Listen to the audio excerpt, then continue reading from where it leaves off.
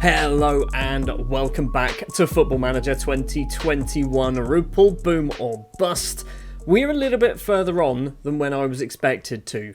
Basically, at the end of the last episode, we played quite a few matches towards the end of the 2022 year, before the weird Qatar World Cup took place, and we lost all of them. So, we then came back and I've played 4 more matches, and we've won all of them, and we're in a Croaky Cup semi-final as well. So, yes, this is basically what's happened. For some reason, we had 2 matches before the end of the year.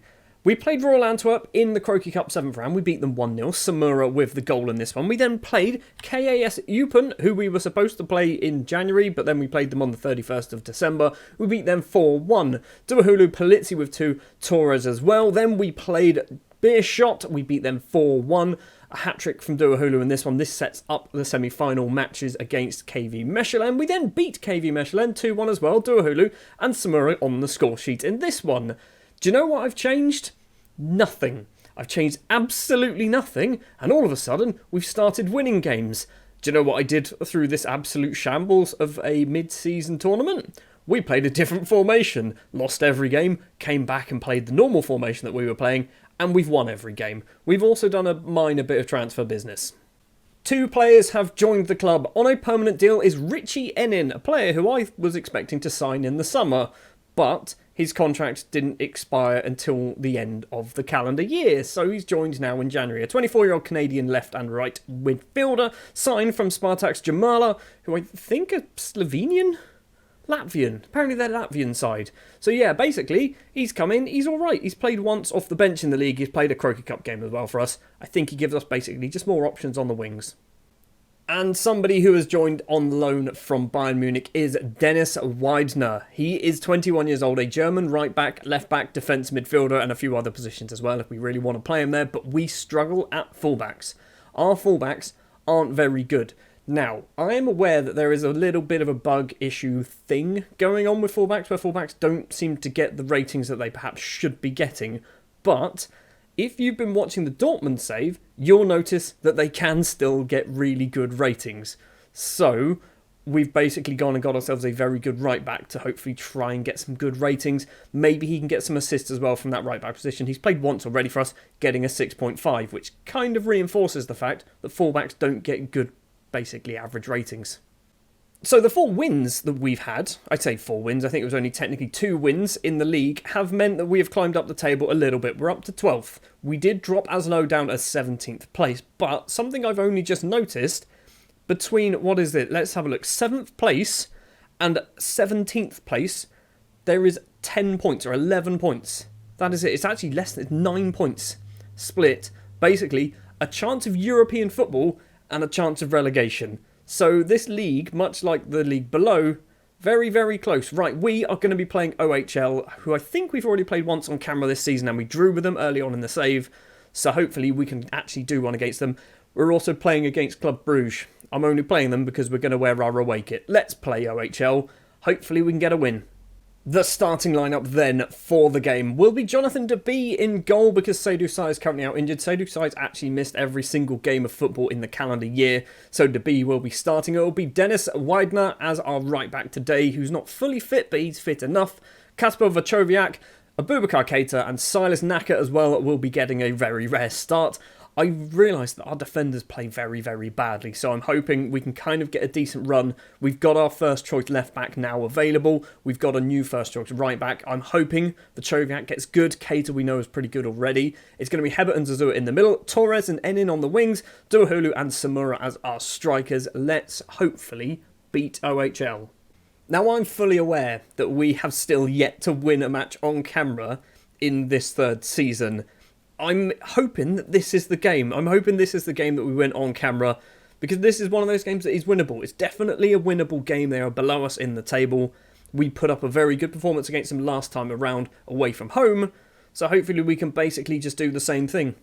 Well, 15 minutes in, and we've had a shot, apparently. We haven't seen the shot, but we've had a shot. We've got ourselves a corner. The left-back Naka takes it towards the middle, tries to find Zazua, can't find him. Vachoviak now plays it into Hebert. Hebert's got some options on the right. Zazua is in the middle, back to Hebert. Finds Vachoviak, and the Polish central defender has an effort. Hits it wide. Why was that the centre-back there? Why was that our centre-back in that shooting position? Something I've realised with this Rupel Boom team, because we have climbed the table so very quickly, we don't have a personality, basically. We just have players that play football and seem to get us results. We don't have a squad that I'm particularly happy with. Malinov with a cross in. It's hit a few players. Tibbert is there. Back to one of their players. We've managed to get the ball clear. Are we going to counter-attack? Duahulu has this. The top scorer, by the way, in the top division of Belgium is Duahulu by about 4 goals. I don't know how he's still doing it. Half-time it is 0-0. We are looking all right. A little bit of a scare from that last highlight, but we're looking all right. We could do with, getting some shots on target would be nice. No changes at half-time, although Weidner, I'm going to call him Weidner because he's German, so I think he probably needs to be coming off because his match fitness is pretty bad. We're going to see the highlight first, actually. Keita to Zazua. Centre circle ball, please. Thank you very much. Hebert now has it. He goes back to Abubakar Keita. Forward to Naka, who's picked up a yellow card. Now Enin, the Canadian. Across finds Hebert, the Brazilian, in the middle. Duahulu, the Ivorian, gets tackled, but Hebert steals it back. Torres to a Duahulu. His effort just goes underneath the goalkeeper. His 17th goal of the season. His 12th in the league. He's scoring goals for absolute fun. And on paper, he's not very good.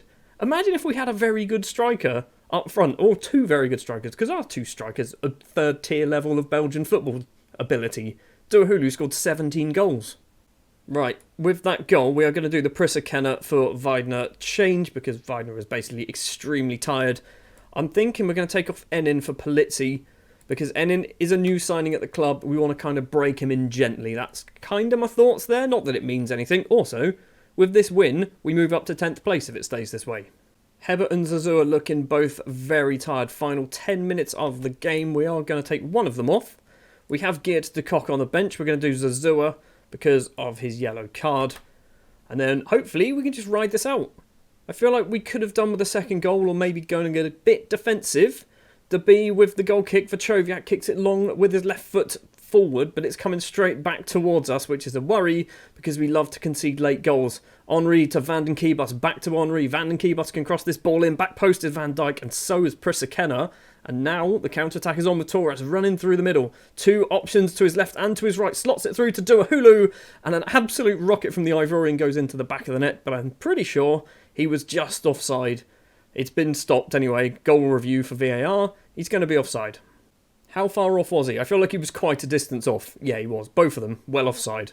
4 minutes of injury time. I should have done some changes. I should have shut up shop a little bit. If they score now, this is 100% my own fault. Nilton runs forward. Vachoviak misses the ball. It's a curling effort. Goes just wide of the B's post. We're still going. Torres with the ball, running forward. He'd been tackled. Geert de Kock steals this away. Tries to find Samura on the right-hand side. The Sierra Leonean isn't going to keep the ball in. He's just ran that off the pitch. We've got, 40 seconds to play. And we do have a highlight. We've got 30 seconds to play. I don't think OHL are going to be able to get the ball up the field quick enough. Torres has it. Across to Geert de Kock. Finds Polizzi. Kicks it into the first man. Is it going to be a corner? It's a goal kick. What is happening with this highlight? What is it? Nothing. Okay, nothing happened from that highlight. We've won a game on camera. We have finally won a game on camera. It's taken all the way through to January, but we've done it. Olivier Duahulu with the winning goal of the game. When we play well, we actually win games, okay? It's not just off camera when we win games. We win them on. Well then, that victory then does move us up into 10th place in the table. We have played 18 games. A few other teams have only played 17, which I'm assuming, quite a few of them are going to be playing tomorrow.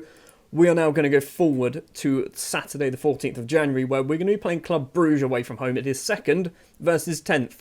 It could even be 1st versus probably 12th. But, we're also going to hopefully be wearing our away kit on camera for the first time. This is where they wear a different kit, apparently.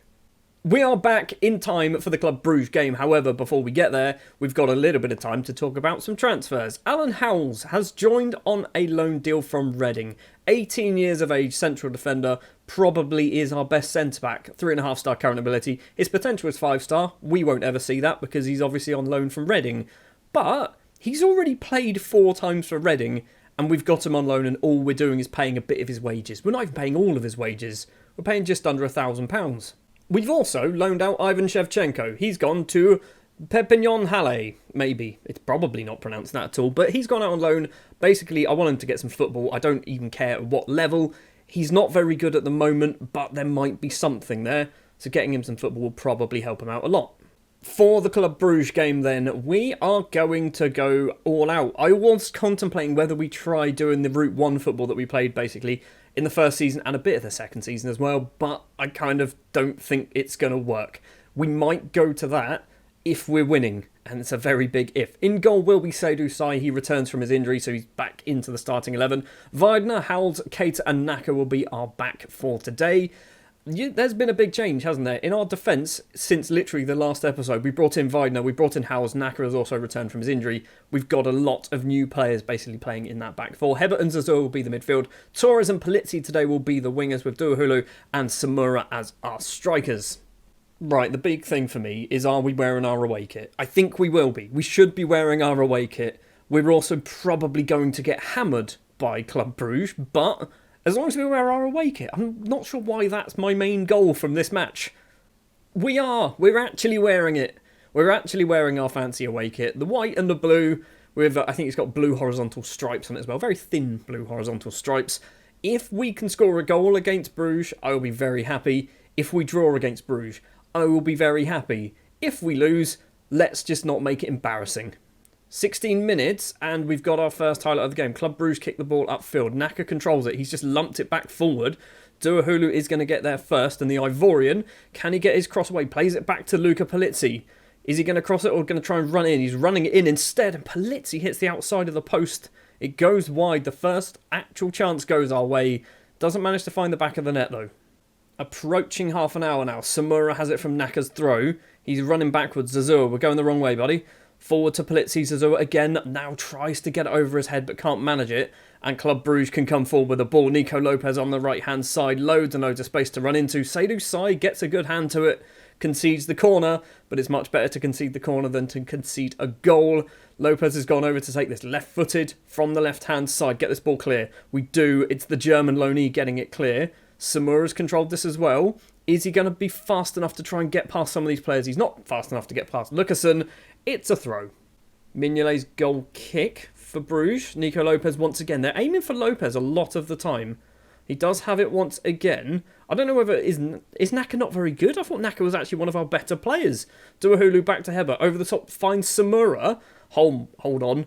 The Sierra Leonean Samura goes for goal. Mignolet makes a save. We should be 1-0 up. We should have scored from that chance. Are we going to see the corner? We should be. Luca Polizzi is the man to take it. I know it's Polizzi because he's number 96. He's going to get this back as well. Keeps it in play. Back to Weidner. Weidner needs to try and get it into the area, or the highlight might just end. And another one begins. Zazua, what are you going to do? The Ivorian forward. Weidner, he's gone for goal. Oh my word, Dennis Weidner has just done a Ronaldinho. It's 100% a fluke. We're 1-0 up against Club Brugge. I'm genuinely... I don't even know what to say from that.